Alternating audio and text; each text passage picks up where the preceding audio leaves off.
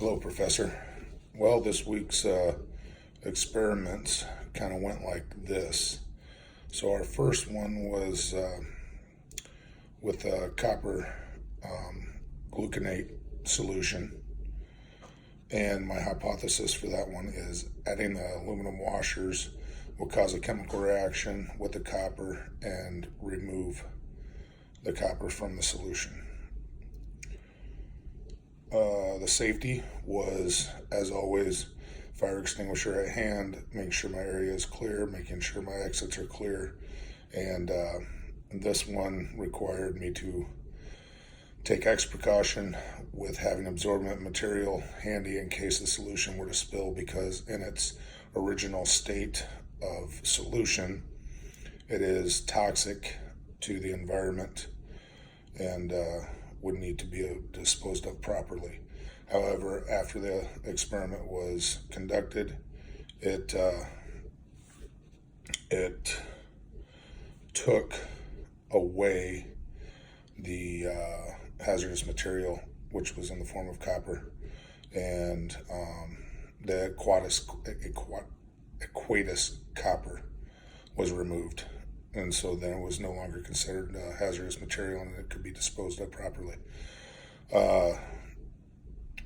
Physical hazards for this assignment were fires, burns, chemical spills. I did check with my state and local federal disposal standards, and in the state of South Dakota, they said they refer to the federal hazardous disposal standards, and that is how that goes. The errors I found in this was the heating source, making sure that it was properly heating the solution at all times, and it didn't heat, cool, which I have a feeling that's what happened, because my solution never did become clear. It continued to stay an aqua green, bluish, greenish type of color. However, I did notice that it was having a chemical reaction because of the bubbles that were forming on the aluminum washers, and the aluminum washers were having a magnetic effect with one another, in the sense that they would pull together and then they would push apart, and then they would pull together and they push apart. They did this through the entire 20 minutes that the experiment continued, and after the 20 minutes it did not turn clear, and the bubbles were still active. So that's why I figured heat source was one of my errors. Measurements of the solution. I kind of had a difficult time for some reason calibrating the scale.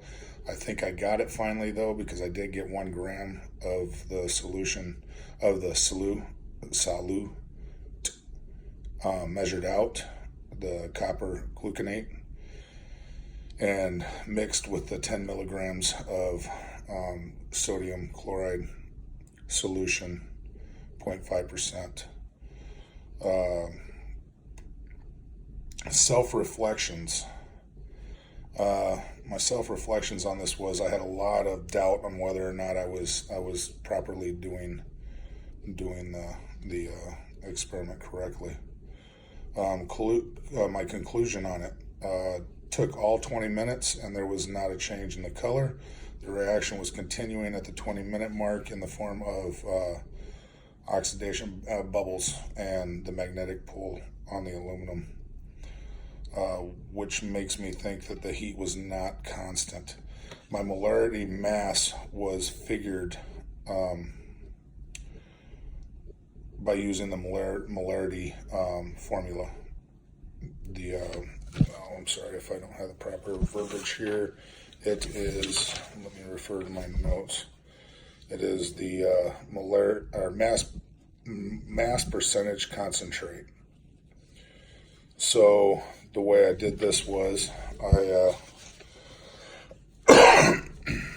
I knew the mass of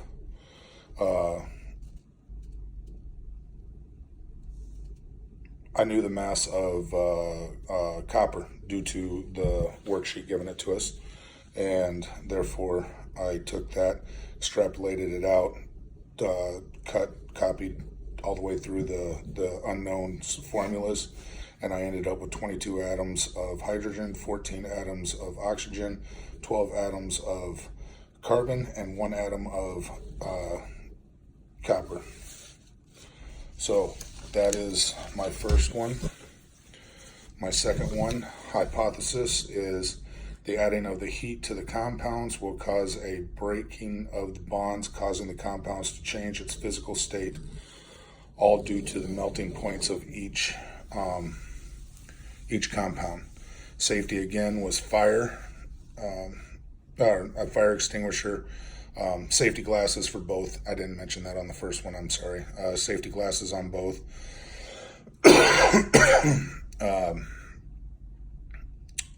Area clear, exits clear, and making sure people around me knew what was going on. Physical hazards were fire, burns, and this one. Waste disposal was just cooling of the compounds and the cupcake papers, then throwing it into the common trash.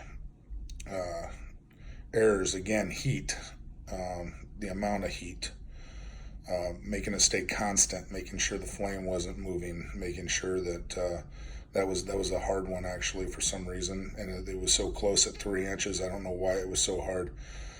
Proximity to the heat source. I didn't know if I did the aluminum wrap around the ring properly, and if it was getting direct heat the way it was supposed to. Self-reflection, I am having a hard time understanding why the sucrose did not melt. With it being a covalent bond, I expected it to melt just like the stearic acid did rather quickly. My conclusion, due to two of the compounds being covalent bonds, which were the sucrose and the stearic acid, those were both covalent, and the sodium chloride was ionic in bonds. I would expect to see the melting within the 5 minutes. But the sucrose did not show signs of melting at the limit. The stearic acid did melt within 1 minute of being introduced to heat. The ionic compound of sodium showed no signs of melting, which was expected, as such a high melting point that it was not expected to break away in that 5 minutes of heat. I will say this with the sucrose, it didn't melt within the 5 minutes. The sodium didn't melt within the 5 minutes. However, the sucrose did start to smell, give that kind of cake-like smell, that sugary smell. So I'm thinking that if it had been allowed to heat longer than the 5 minutes, I feel like it would have started to melt. So that would be the end of this week's module. I hope I did it correctly. Thank you for your patience and understanding. Thank you. Bye.